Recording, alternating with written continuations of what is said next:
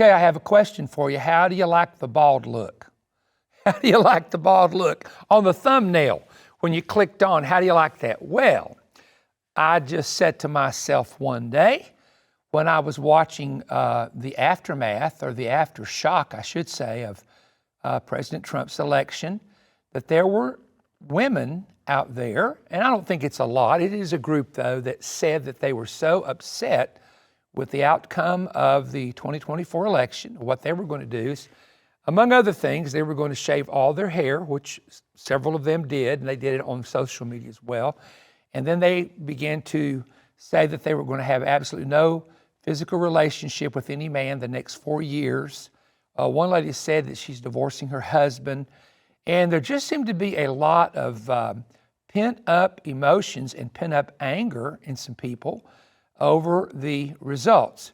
So as you can see by the thumbnail, you see baldness on my head. Because I said to myself, how would my friends and people that follow my ministry, what would they think if they saw Perry Stone with a bald head?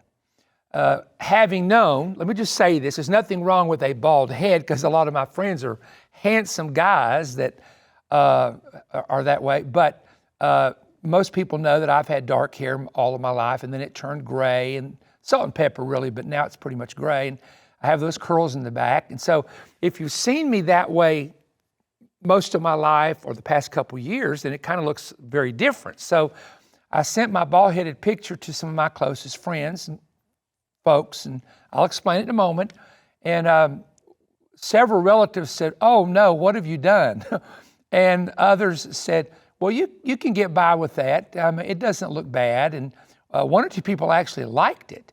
And so this brought me to the idea of, why don't I do that as a counter protest of what these people are doing, to kind of protest their actions for me to do that. And that was the concept of what I wanted to tell you, is like a counter protest. Now, let me explain something though, that if you're walking down the street, if you're in a hospital, if you're in a restaurant, and you see a woman who would look similar to the picture that you see here, that her hair has been shaved, immediately my wife and I would say, boy, that precious woman probably has had some type of cancer and is going through chemotherapy. My wife had, they caught breast cancer real early, and she did a little bit, but she never lost her hair. But we have some very close friends. Pam and I have some very close friends. One that we saw recently that had to take chemotherapy, which is very hard, and she lost her hair. It's coming back, and it's coming back real curly, and it's real silky. We were with the whole family recently, and I said, "Oh my goodness," and I started massaging her hair like that. I said, "Your hair feels like silk," and everybody was just laughing at me, just so impressed with how the hair had come back. But it sort of confuses you when you see someone, but their reason for doing that would be, I am protesting the election. And you have someone who really has gone through a difficult time. And so that is the thing that is a little upsetting, is to do this, but a person who would not know that person to maybe go out in compassion, to think that they're suffering, have had to go through chemotherapy. And I think that may be, if there is a negative behind that, people can do whatever they want to do, of course, obviously.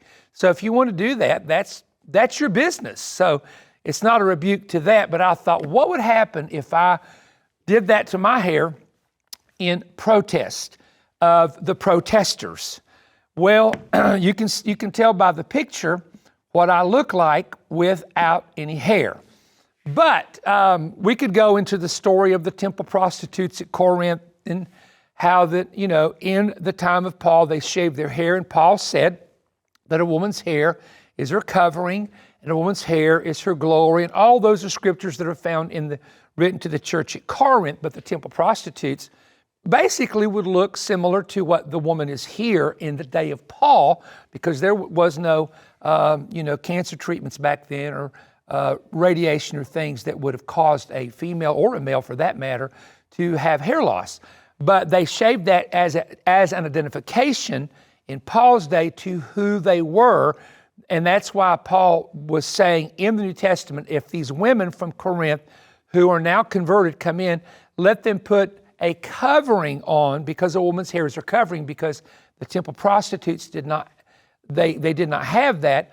Paul said to identify that they're now Christians, that they're not temple prostitutes coming into the church to try to cause some difficulty or go after men, to prove that they're believers, let them put some type of covering over their head. And that's why that particular verse is written, that a woman should have a covering, but then Paul said if she has the hair's the covering.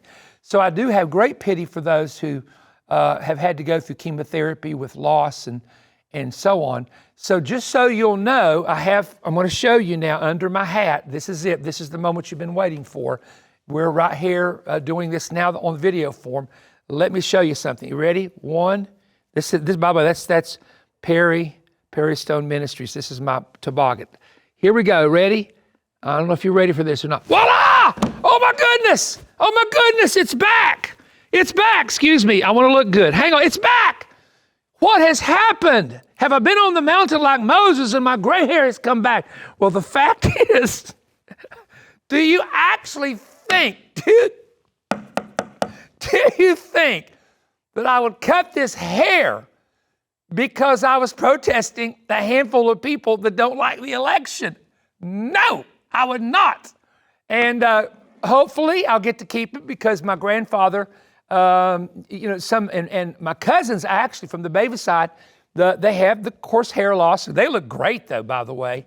But I like this, and I showed Pam the picture, and Pam says you better never do that. If you lose it for medical purposes or you lose it for some reason, it's fine. You're handsome anyway. But I want you to know, no way, Jose. I don't care what they do. They can do whatever they want to do. They have the freedom to do what they want to do. So go your way, and for the next 4 years, be angry, and then, we'll see what happens 4 years from now. But this hair, my friend, this hair that reminds me of my daddy, and my mama said, don't you ever cover it up, you keep it gray. I am going to keep it, and I'm going to keep the curls, because my grandbabies, see the curl, wait, you don't know this sometimes.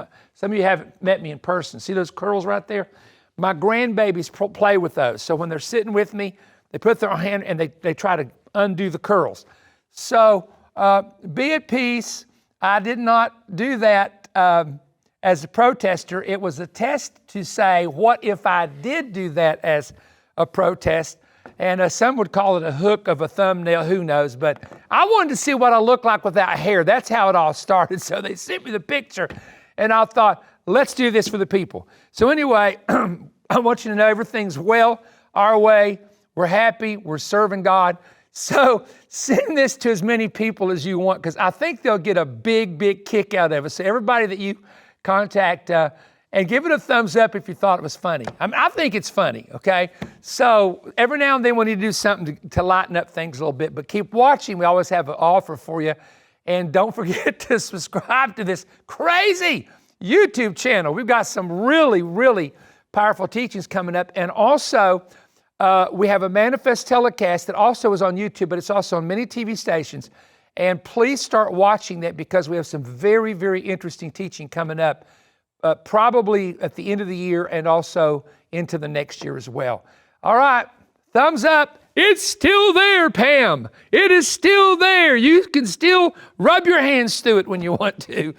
God bless you all. Have a good day. I want to present to you the most anticipated ministry gathering all year long, the Awaken America Summit, featuring myself, Mario Morello, Lance Wallnau, Joseph C., and Jensen Franklin.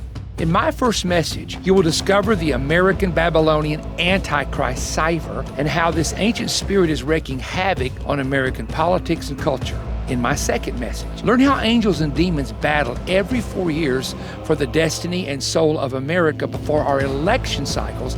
You must see the Hebraic letters, symbols, and numbers in the powerful message that exposes the prophetic mystery of the near assassination of President Trump in Butler, Pennsylvania, along with other amazing prophetic parallels. My fourth message was Heaven, Departed Loved Ones, and Death Mysteries, revealing new information and explaining how many mysteries seldom taught by pastors, including new information on what happens 2 or 4 minutes after the death of a person occurs. This is a very unique message. Now, I want you to experience the same excitement of the attendees when hearing and seeing Joseph Zeek explain the last days apocalyptic foresight that he gave us in his revelation.